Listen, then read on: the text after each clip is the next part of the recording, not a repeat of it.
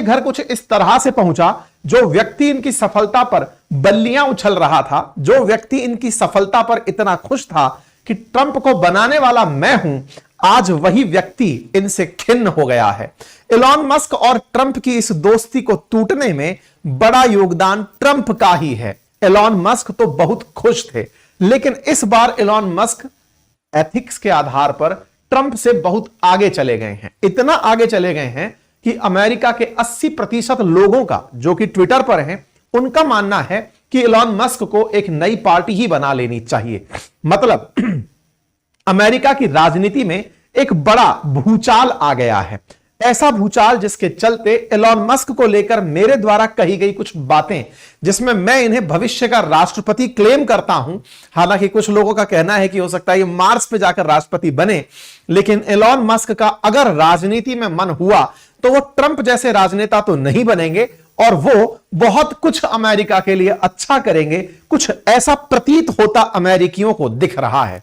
बड़ा सवाल है कि ट्रंप और इलॉन मस्क के बीच आफ्टर ऑल ब्रेकअप किस बात पर हुआ, कहां जाकर इन दोनों के बीच बात बिगड़ गई, कौन सी ऐसी बात है जिसे लेकर मैं यह कह सकता हूं कि हमारे देश के अंदर वो राजनेता बड़ा जिसने फ्री सिलेंडर दिया या फ्री राशन बांटा, जिसने बिजली बिल फ्री किया या पानी का बिल फ्री किया या यात्राएं फ्री की या हेल्थ फ्री किया। लेकिन आज अमेरिका जो देख रहा है वो ये है कि ट्रंप ने भारतीय राजनेताओं की तरह फ्रीबीज बांटने का प्रयास ही किया था। इलॉन मस्क ने रेड फ्लैग कर दिया और कहा कि अच्छा तो फिर मैं चलता हूं, और ऐसा चला कि मैं इस व्यक्ति से 1% कन्विंस नहीं हूं। आज के सेशन में जानेंगे उस कहानी को जिसके चलते इलॉन मस्क ने ट्रंप का साथ छोड़ा, और ना केवल साथ छोड़ा, जिद्दी ट्रंप इलॉन मस्क के खिलाफ खुलकर उतर आए। इतना तक कह दिया कि सुविधाएं जो इलॉन मस्क को सरकारी सब्सिडी के रूप में दी जा रही हैं, उन्हें तत्काल प्रभाव से बंद कर दिया जाए। मस्क भी कहां चुप रहने वाले थे, ट्विटर पर कंट्रोल जो करते हैं, उन्होंने साफ साफ कहा कि आप मुझ पर बम गिराने की सोचते हैं, जरा विचार कीजिए कि आपकी अगर एप्स्टीन फाइल खुलकर आ गई तो दुनिया को क्या बताइएगा।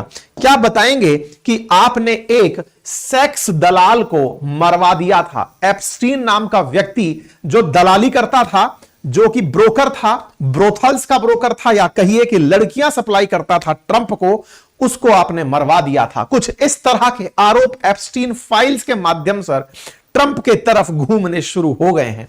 क्या कहानी है इन दोनों के कलेश की।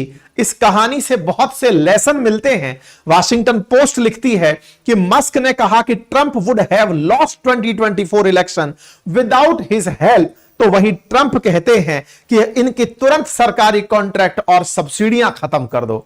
दो दोस्तों के बीच में हुआ यह जो झगड़ा है, जिसमें एक कह रहा है कि अगर मैं ना होता तो ट्रंप राष्ट्रपति ना बनते।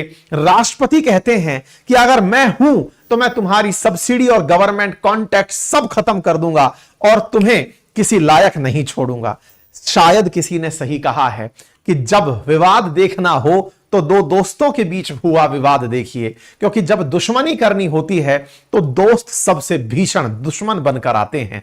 अब कौन किसके लिए कितना भीषण दुश्मन बनेगा ये तो आने वाला समय बताएगा, और वाकई में ये लोग दोस्ती के नाम पर लांछन थे या केवल मौका परस्ती, क्योंकि शायद दुनिया ने दोस्ती की ये परिभाषा तो कभी एक्सपेक्ट नहीं की होगी जो इस समय ट्रंप और इलॉन मस्क के बीच देखने को मिल रही है।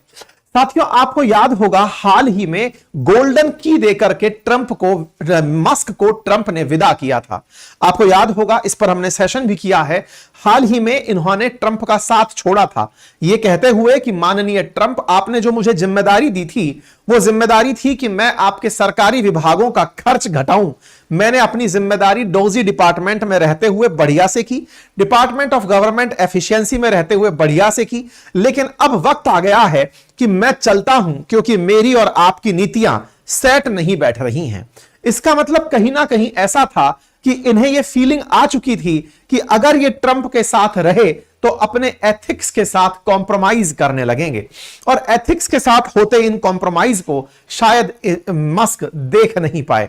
आप में से बहुत तरह के प्रश्न दिमाग में बन रहे होंगे, हम उन सभी प्रश्नों को आज लेकर चलेंगे। फिलहाल के लिए तो आप इन ट्वीट्स को और ट्रुथ पर आए मैसेजेस को देख सकते हैं। अब तो कई बार यह बिलीव होने लगता है कि यह ट्रंप ने जो ट्रुथ नाम से अपना सोशल मीडिया हैंडल बनाया था, वो क्या केवल इसीलिए बनाया था कि उन्हें पता था कि एक दिन मस्क से झगड़ा होगा और वो उस झगड़े को झेल नहीं पाएंगे। इसी चलते वो मस्क को जवाब भी ट्रुथ के माध्यम से दे रहे हैं, ट्विटर के माध्यम से नहीं दे रहे हैं। इस पर मस्क का जितना भी बयान हो, कुल मिलाकर लोगों के दिमाग में तो मसाला ही दे गया है, और मसाले में मस्क पीछे नहीं हट रहे हैं। वो बार बार उनसे एक ही चीज पूछ रहे हैं कि सर वो आपकी एप्स्टाइन फाइल के बारे में क्या कहना है।